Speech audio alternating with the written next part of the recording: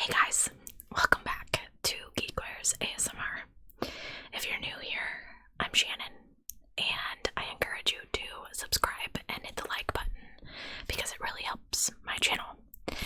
Anyway, I have a solved case for you today, and some of these cases, guys, I can't get my head around why people do the things that they do to other people. So I'm just gonna jump right in. We are going to talk about the terrible murder of Sydney Loofe. And this happened in 2017. Sydney was 24 and she was looking for love, and she decided to join Tinder. If you don't know about Tinder, it is a matchmaking website or app that you get on your phone, and you swipe through pictures, and whichever way that you swipe says, yes, I would date this person, or no, I wouldn't. And then if you match with someone, if they swipe yes on you, then you're allowed to exchange messages, I believe. I haven't done online dating in a long time, and I never did Tinder. Anyway, Sydney met a girl on Tinder, and her name was Audrey. They started talking on November 11th of 2017. They chatted about all sorts of things, what kind of food they like, which restaurants they liked. They talked about smoking pot and where they had grown up. And they decided that they were going to meet up on November 14th after Sydney had gone home to see her family. As they planned this first get-together and date, Sydney messaged Audrey to ask her if the date would include just the two of them. And Audrey said, yeah, of course I will. Laugh out loud. Now, Sydney had gone home for the weekend before she disappeared. It wasn't uncommon for her to make the 2.5-hour drive from Lincoln, where she worked at Menards, for a weekend visit to see her parents.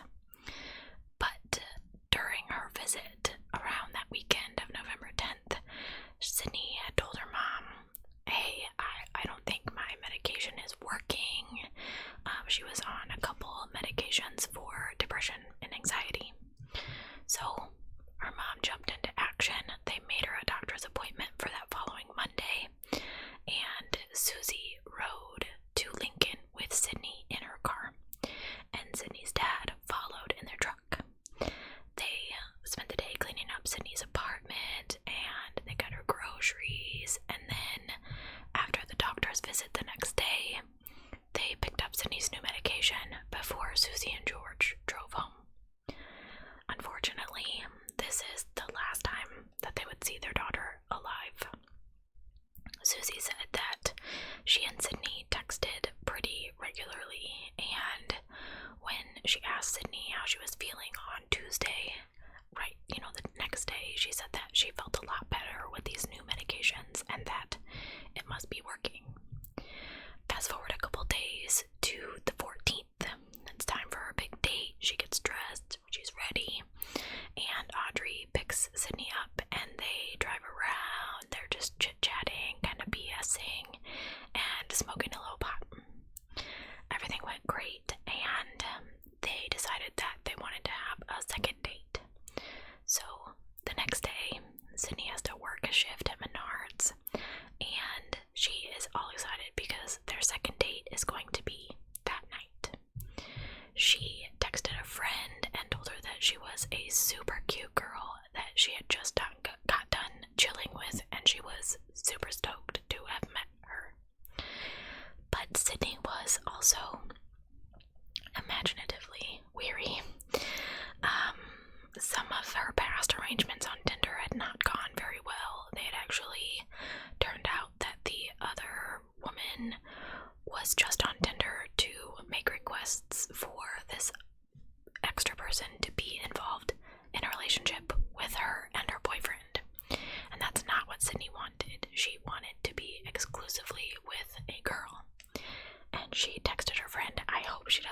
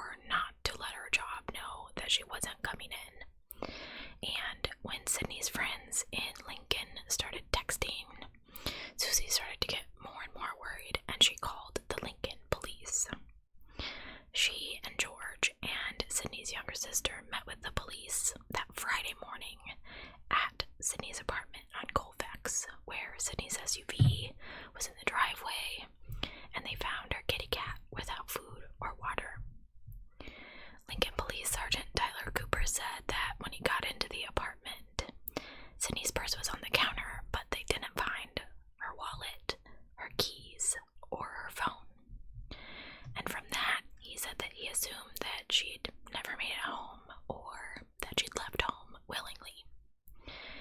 Now, we're going to take it back a little to the 15th, the day that she went missing.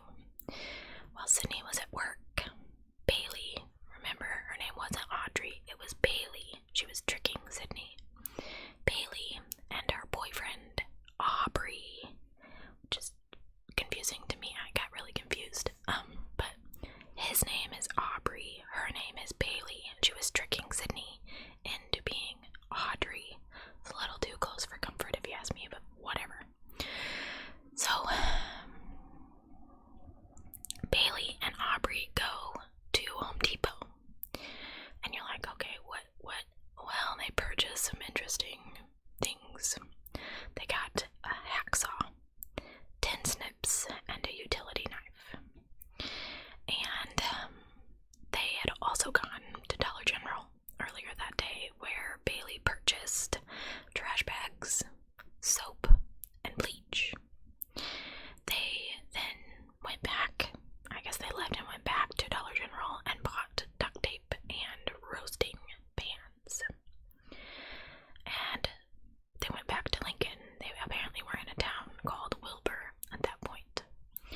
Around noon that day, Bailey messaged Sydney asking how her day was going, chit-chatting before their date that night. Around the same time that this message was sent, the cell phone records and security footage from Menards shows Bailey and Aubrey in the Menards parking lot. Sydney did not know that they were there. The last tender message exchange between the two was a few hours later on November 15th, when Bailey told Sydney she was at her apartment to pick her up. Now, the messages show that they had planned this second date to drive around and smoke some more pot and get to know each other better. But police say that the phone records show that Sydney went with Bailey to their apartment in Wilbur instead. And this is where her phone stopped transmitting that night. Now, she's missing. Her friends and family are looking all over for her. And this Sydney Loofe, she had some awesome friends. They started working together and with her family, and they send Sydney's sister a photo of this Audrey/Bailey, this woman that they knew that she'd gone on a date with the night that she went missing. And another one of her friends sets up a Tinder profile to look for this Audrey. This was Brittany Flynn and Brooklyn McChrystal. They actually found Audrey on Tinder, ended up matching with her, chatting with her, and getting her phone number. That's absolutely crazy to me. Brooklyn was called, she described herself as Sydney's best friend, and she was called into the trial, and she told the jury, I was just trying to find Sydney. She had gotten a hold of this photo of Audrey that was circulating, and she just started swiping through all those Tinder people until she found Bailey/Audrey. Absolutely crazy to me that happened, but apparently this photo of Audrey was pretty distinctive. It was like a Snapchat filter where you're wearing the crown of wildflowers, and it took Brooklyn a little time, but she finally found Audrey, and they started chatting, and it was actually the next day before she got her phone number. She said that she saw the notification on Tinder that she had matched with somebody, but of course the only person she had swiped right on was Audrey, and she was so excited. So she sent a message and got the phone number, which she provided the police. The number led the police to Bailey Boswell and her boyfriend, Aubrey Trail, who at first claimed that they had nothing to do with Sydney's disappearance. Authorities reportedly discovered Sydney's cell phone was last connected to a cell phone tower near Wilbur, which is where Bailey and Aubrey had been renting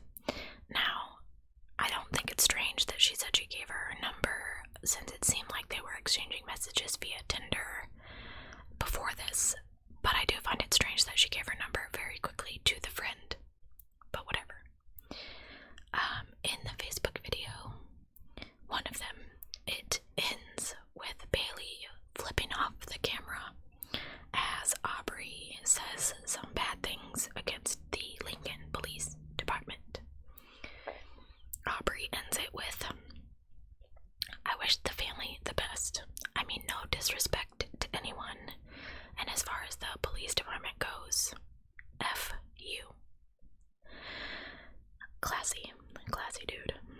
So they kind of went on the run. I really didn't find much about this, but they were arrested in Branson, Missouri. I don't think they were there for vacation, but whatever. On November 30th, they were detained on federal material witness warrants and transported back to Nebraska, where they were held in the Saline County Jail.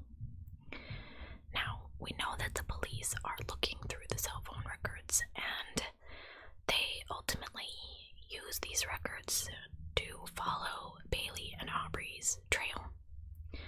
The phones moved and stopped and moved again on the day that Sydney did not show up at work, and people started worrying about Sydney,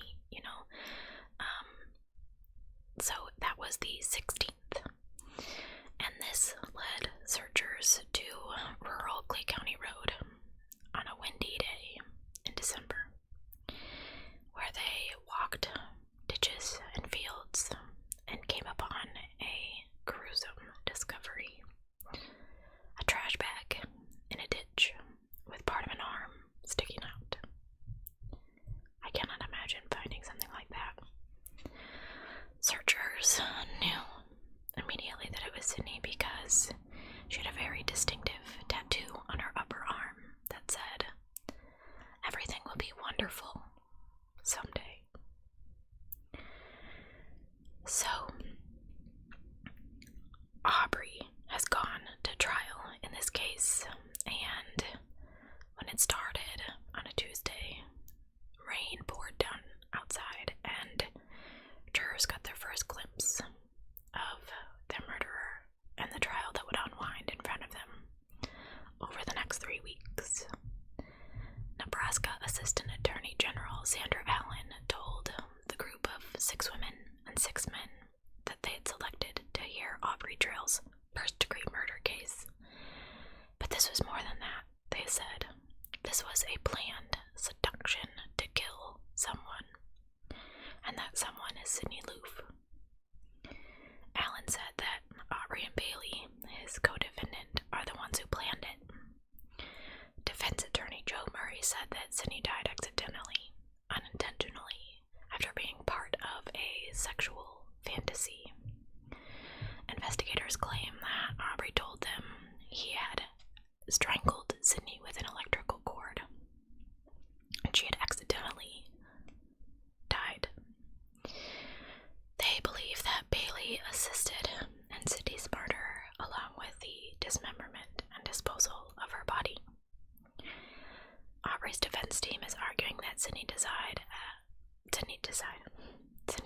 as a result of consensual rough sex that went wrong. Aubrey told several different stories, but the one he repeated the most was that Sydney agreed to participate in a staged sexual fantasy with him and 2 other women that he refused to identify. He said Sydney had complained about money problems, and she had accepted $5,000 for her role in this fantasy.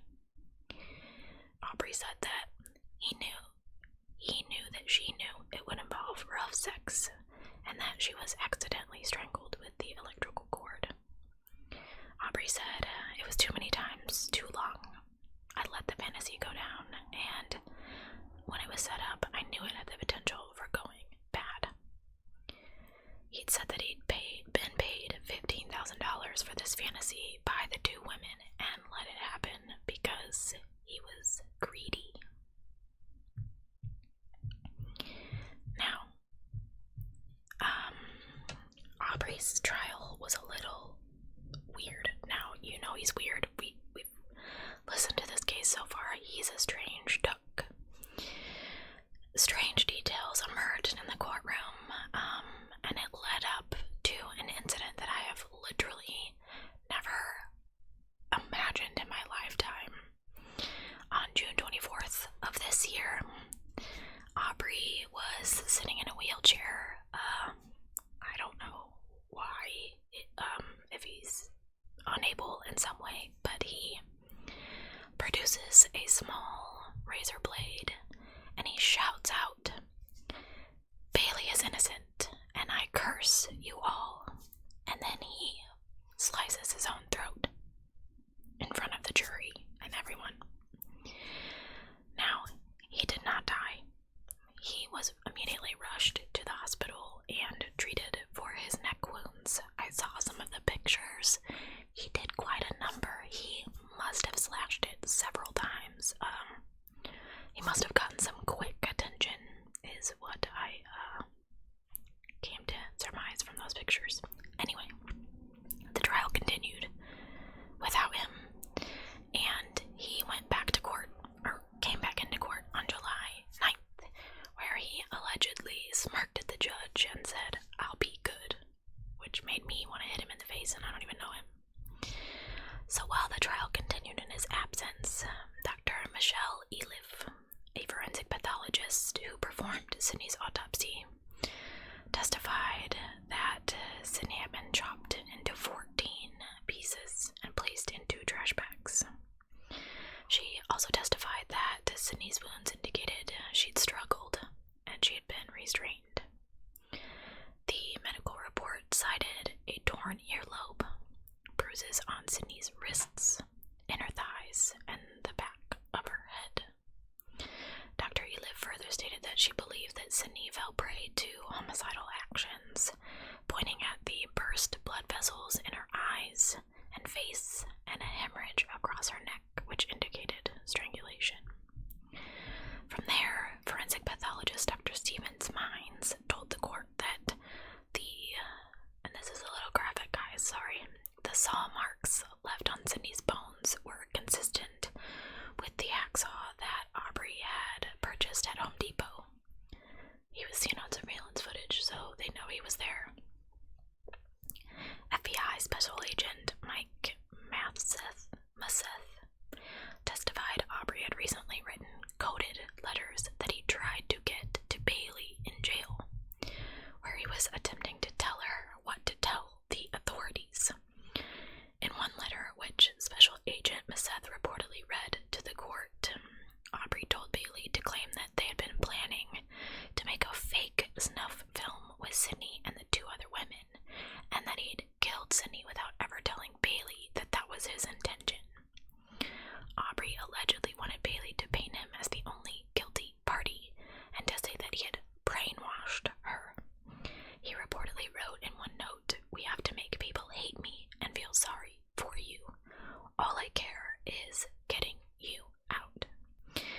Okay, so at the trial, they were trying to determine if this was an accident or premeditated, and they went back to the fact that Bailey and Aubrey did a little shopping before and after Sydney had been murdered, right? So the items they purchased were a 12-inch hacksaw, 2 gallons of Clorox bleach, a folding tree saw, 30-gallon plastic trash bags, and a razor-sharp utility knife with replacement blades. Those were just some of the items that I could find. Now remember, the marks on her body were consistent with the hacksaw. The hacksaw and the other items were never found, so they really couldn't compare them, despite extensive searches of roadside ditches. They searched Aubrey's vehicle, the apartment, and the motels that he and Bailey had visited. They never found this hacksaw. So again, the main issue in the trial became whether Sydney's slaying was premeditated, which I think it was, or accidental. So if they deemed it premeditated, this could qualify it for capital punishment. If it was an accident, that would not. So, you're wondering what happened, right? Aubrey, who by the way is 53, was convicted of first-degree murder and conspiracy to commit the November 2017 murder of Sydney Loofe after 3 hours of deliberation by a jury in that trial.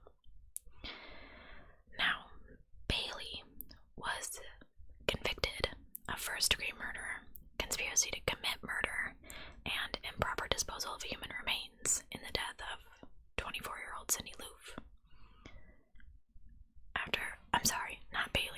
Aubrey, after just 3.5 hours of jury deliberations.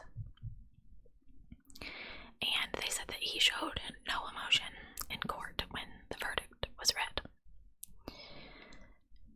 Now, Bailey has also been convicted of these crimes, and she also said that it was also said that she showed no emotion. She has not been sentenced. She could become the first woman in the state of Nebraska to be sentenced to death, depending on the decision of a 3-judge panel that will be tasked with determining whether or not she'll spend the rest of her life behind bars or she'll receive the death sentence. The Nebraska Attorney General's office has said that it has plans to argue for the death penalty due to the heinous nature of the crime. The sad thing about this whole thing to me was they've both gone to trial. They've both been called guilty. Neither one of them have been sentenced. They are just sitting in jail. Aubrey Trail's sentencing hearing is scheduled to begin again on December 15th. This happened in 2017. Why does it take so long for people to be sentenced and convicted? I don't understand. I know there's a lot of crime in the world. I know that, but why does it take so long to go to trial? Okay, Jodi Arias' trial was stupid long, but really, I don't know, it just doesn't make any sense to me that we're kind of just clogging up the prison system with things like this. I don't know. There's tons of people that are on death row that have been on death row for years, which is crazy to me. Not that I don't know. I sometimes am really like an eye for an eye sort of person. I believe that if you did something terrible to someone, that should be done to you as well. But I'm not necessarily for murdering anyone. Does that make sense? So I just think it's kind of crappy that we have all these people in prison that have done these things, without a doubt or whatever, and we're feeding them and housing them and giving them college educations, and it's crazy to me. Now, I'm talking about like horrible offenses. I'm not talking about like petty burglary or anything like that. I'm talking about people that took other people's lives or, things like that. I do think that, burglary and things, you can be reformed is the word I'm looking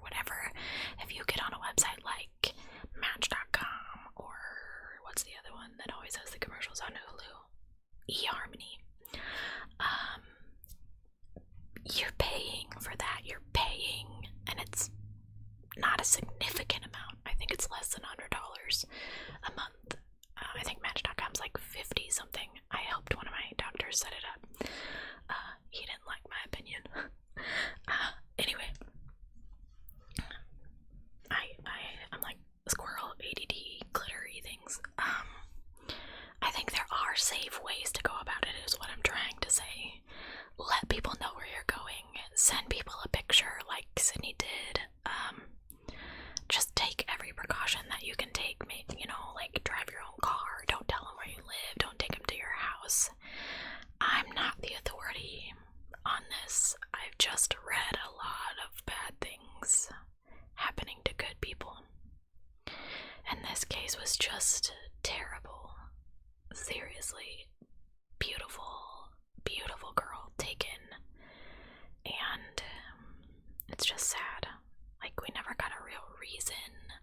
I read one article that said that during Aubrey's trial, there were these two girls, three, I don't know, I didn't want to include too much of it in the video, that he had assaulted prior, and they were brought on, and they said that he called himself Daddy Vampire, and that they were into some kinds of really sick and twisted things. I almost included it in Spooktober because of that, but I just kind of grossed me out a little.